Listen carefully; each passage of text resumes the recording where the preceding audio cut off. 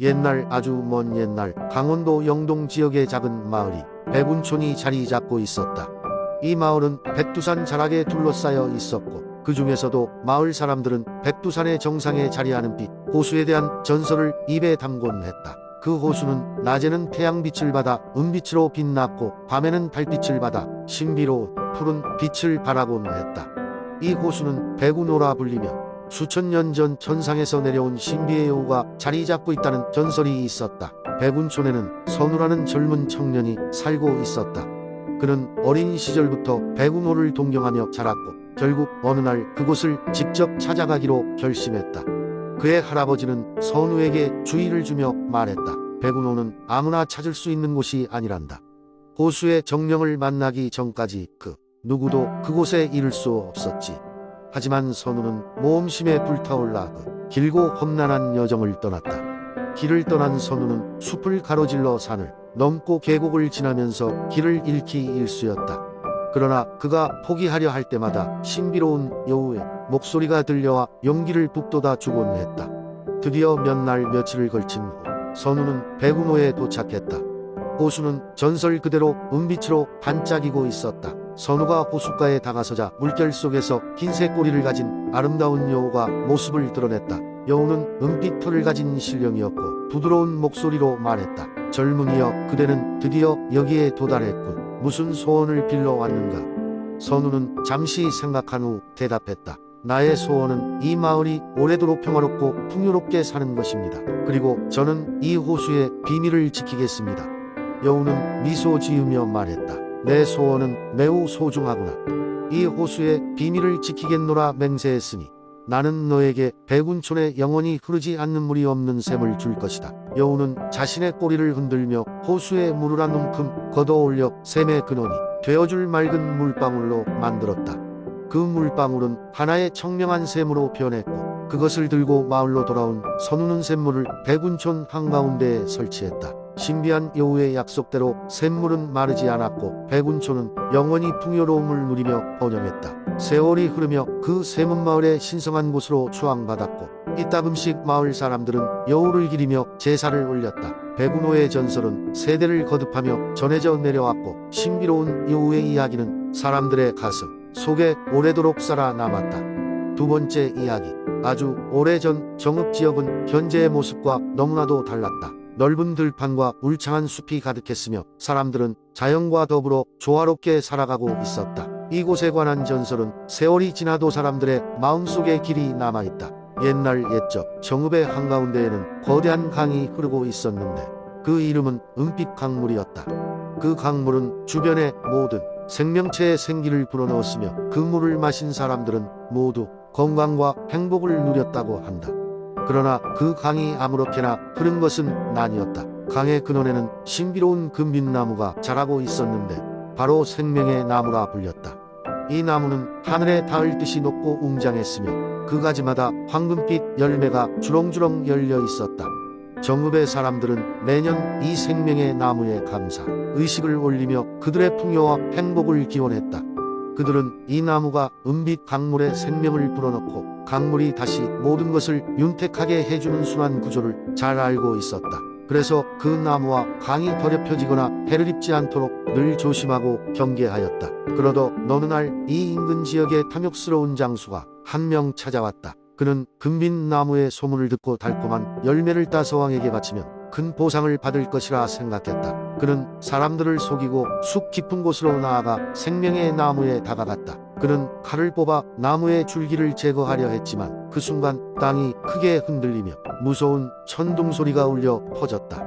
허공에서 신비로운 여신이 나타나 경고했다. 이 땅의 평화가 깨지지 않도록 나무를 해치지 말라. 탐욕은 모든 것을 파괴할 뿐이다. 장수는 두려움에 떨며 도망쳤지만 나무를 다치게 한 벌로 그 지역에는 가뭄이 찾아왔다. 은빛 강물은 점차 줄어들고 황금빛 열매는 빛을 잃기 시작했다. 사람들은 여신의 경고를 깨달았고 탐욕의 결과가 얼마나 참혹한 것인지 깊이 반성했다. 정읍의 사람들은 생명의 나무를 돌보기로 결심하고 정성을 다해 나무 주위를 정리하고 보호했다. 몇 년이 지나지 않아 나무는 다시 건강한 모습을 되찾았고 은빛 강물도 원래의 흐름을 되찾았다. 여신은 다시 나타나 노래했다.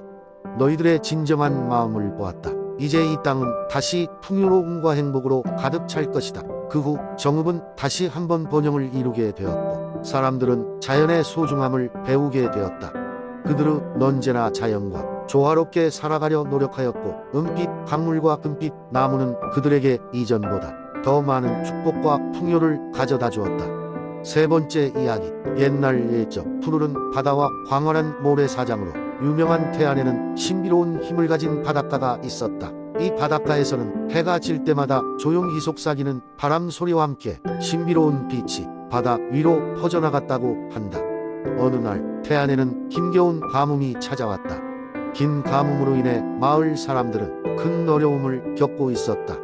농작물은 자라지 못하고 마실 물조차 부족해지자 사람들은 점점 지쳐갔다. 그러던 중 한 마을 주민인 어린 소녀 수진이가 할아버지로부터 전해 내려오는 전설을 떠올랐다.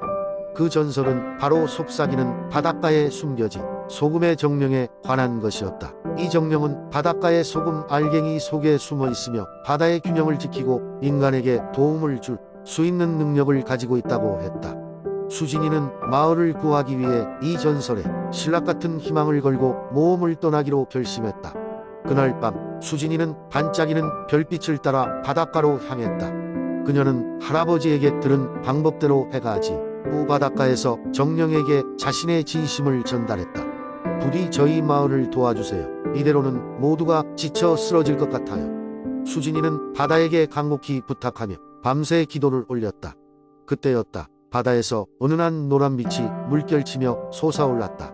그리고 바닷속에서 작은 소금 결정체들이 모여 하나의 형체를 이루더니 바로 소금의 정령이 등장했다. 정령은 부드러운 목소리로 말했다. 용기 있는 소녀여, 내가 전한 진심이 내 마음에 닿았구나. 나는 내 소원을 이루어 줄 것이니라. 소금의 정령은 물결을 일으켜 바닷물을 하늘로 보내더니 어느덧 구름이 모여 비가 내리기 시작했다. 태안 마을의 대지는 오랜만에 단비를 맞으며 다시금 생기를 찾기 시작했다.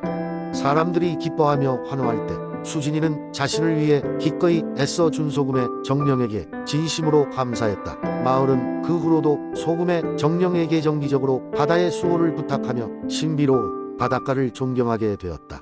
수진은 이따금 그 바닷가를 찾아가 어린 시절의 경험을 떠올리곤 했다.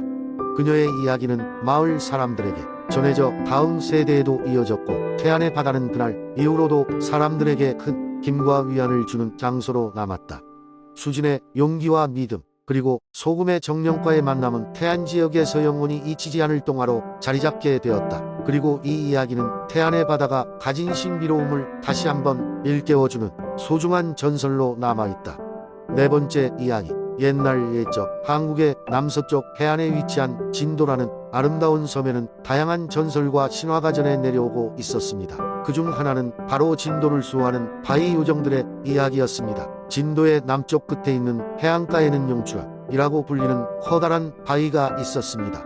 이 바위는 마치 용이 하늘로 솟아오르는 듯한 형상을 하고 있어 많은 이들에게 신비감을 자아냈습니다. 마을 사람들은 이 바위를 신성시하며 때론 그 앞에서 제사를 지내기도 했습니다. 전해오는 말에 따르면 이 용추람에는 인간의 눈에 보이지 않는 바위 요정들이 살고 있었습니다. 그들은 수백 년 동안 이 땅을 지켜왔으며 진도의 자연과 사람들을 수호하는 임무를 맡고 있었습니다. 요정들은 평소에는 조용히 바위 속에서 지내다가 위험이 닥칠 때마다 사람들에게 나타나 도움을 주곤 했습니다. 바위 요정들의 수장은 선녀 같은 외모를 가진 아름다운 요정 진도령이었습니다. 그녀는 오래전 아버지인 산신과 인간 어머니 사이에서 태어난 반인반녀의 존재였습니다. 진도령은 인간과 요정 그 두 세계를 아우르며 진도를 지키겠다는 굳은 의지를 가지고 있었습니다. 진도의 어느 봄날이었습니다. 마을에 갑자기 심한 가뭄이 찾아왔고 농과 밭이 메마르고 있었다. 마을 사람들은 이대로 가다가는 농사를 망칠 것이라며 불안에 떨었습니다. 마침내 마을 장로는 용추람을 찾아가 요정들에게 도움을 요청하기로 밝혔습니다. 마을 사람들이 용추람 앞에 모여 정성을 다해 제사를 드리자 어느 순간 바위가 서서히 빛을 발하기 시작했습니다. 그 빛에서 나타난 것은 아름다운 진도령과 그녀의 요정들이었습니다. 진도령은 가뭄의 이야기를 듣고는 손을 위로 들어올렸고 그 순간 하늘에서 비구름이 몰려오기 시작했습니다. 오후가 되자 마침내 시원한 비가 내리기 시작했고 마을 곳곳에 생명이 다시 깨어났습니다. 마을 사람들은 모두 감사의 눈물로 요정들에게 감사를 전했습니다. 이후로도 바위 요정들은 많은 위기에서 진도를 구해주었고 마을 사람들은 그들에게 깊은 신뢰와 존경을 가지게 되었습니다. 시간이 흐르면서 사람들은 이 이야기를 입에서 입으로 전하며 진도의 용추람과 바위 요정에 대한 전설은 점점 더 많은 사람들에게 알려졌습니다. 오늘날에도 진도에 방문한 사람들은 용추람을 보면 바위 요정들의 이야기를 떠올리며 그 신비로운 매력에 흠뻑 빠지곤 합니다. 그리고 진도를 지키기 위한 요정들의 숨겨진 노력이 여전히 계속되고 있음을 마음속 깊이 믿고 있습니다. 다섯 번째 이야기. 옛날 옛적 아름다운 산과 푸른 강이 흐르는 한국의 성남 지역에 작은 마을이 있었습니다. 이 마을은 풍요로운 땅과 평화로운 사람들로 유명했지만 마을 언덕 위로 높이 올라가는 산 속 깊은 곳에 거대한 용이 살고 있다는 소문이 돌았습니다. 그 용은 한 번도 마을 사람들 앞에 모습을 드러낸 적이 없지만 이따금씩 밤하늘에 불꽃을 뿜어내며 존재감을 드러냈습니다. 마을 사람들은 그 용을 신성한 존재로 받아들이고 해마다 봄이 되면 푸르른 새싹과 함께 용이 건강과 마을의 안녕을 기원하는 제사를 지냈습니다. 용의 산은 마을의 자연과 문화를 아우르는 상징이었고 사람들은 용의 전설을 통해 공감과 협력을 배웠습니다. 그러던 어느 날 마을에는 전례 없이 심한 가뭄이 닥쳤습니다. 논밭은 갈라지고 강은 바닥을 드러냈습니다. 사람들은 밤마다 하늘을 바라보며 비를 기원했지만 비구름은 좀처럼 몰려오지 않았습니다. 그때 마을의 어린 소년 태민이 할아버지에게서 들은 오래된 용의 전설이 떠올랐습니다. 용은 어려움에 처한 자에게 지혜를 준다네. 태민은 마을의 장로들에게 찾아가 그들이 용을 만나 해결책을 찾는 것이 어떻겠냐고 제안했습니다. 장로들은 처음에는 생각할 필요가 있다며 망설였지만 가뭄이 지속되자 태민의 용기를 본받아 모두 산속으로 향하기로 했습니다. 산을 오르기 전날 밤 장로들은 마을 광장에서 모였습니다. 그들은 마을을 대표해 용에게 무사히 다녀올 수 있도록 기도를 올렸습니다. 이윽고 새벽이 찾아오자 태민과 장로들은 미리 준비한 음식과 물을 챙겨 산을 오르기 시작했습니다. 산은 경사가 가파르고 길은 험했지만 그들의 마음은 굳세었습니다. 이윽고 태양이 머리 위에 걸릴 무렵 그들은 마침내 용이 잠든다는 깊은 동굴 앞에 도착했습니다. 장로들은 동굴 입구에 재물을 놓고 용의 심기를 거스르지 않도록 조심히 다가갔습니다. 동굴 안은 어둡고 우스스했지만 그들 마음속에는 희망의 빛이 있었습니다. 그때 깊은 동굴 속에서 부드럽게 울리는 목소리가 들려왔습니다. 인간들이여, 너희가 왜 나를 찾는가? 그 목소리에 마을의 지혜로운 장로가 용의 전설을 비롯하여 마을의 사정과 도움을 청하는 간절한 마음을 전했습니다. 잠시 침묵이 흐른 뒤 용은 힘찬 목소리로 대답했습니다. 너희가 진정으로 원하던 것은 용의 도움을 구하는 것이 아닌 서로를 믿고 도와주는 것이 아닐까. 너희의 간절함과 연대에 나도 감동하였다. 그 후 용은 그들에게 마법의 비를 내리는 방법을 알려주었습니다. 마을로 돌아온 그들은 용의 지시대로 특별한 춤과 노래로 축제를 벌이며 하늘에 기도했습니다. 그러자 구름이 몰려와 마을에 시원한 비가 내리기 시작했습니다. 사람들은 흠뻑 젖으며 기뻐했고 예전보다 더 돈독한 유대감으로 서로를 돕기 시작했습니다. 이후로도 마을은 용의 지혜와 마법을 기억하며 살아갔습니다. 마을 사람들은 언제든 어려움이 닥칠 때마다 서로의 지혜를 모아 극복할 수 있다는 것을 배웠습니다. 그들이 진정으로 거대한 용에게서 얻은 것은 바로 서로를 이해하고 협력하는 마음이었습니다. 시간이 흘러 마을은 더욱 번성했고 성남의 용은 여전히 산속 어디선가 마을을 지켜보며 그들의 성실함과 용기를 지켜보고 있다고 믿었습니다.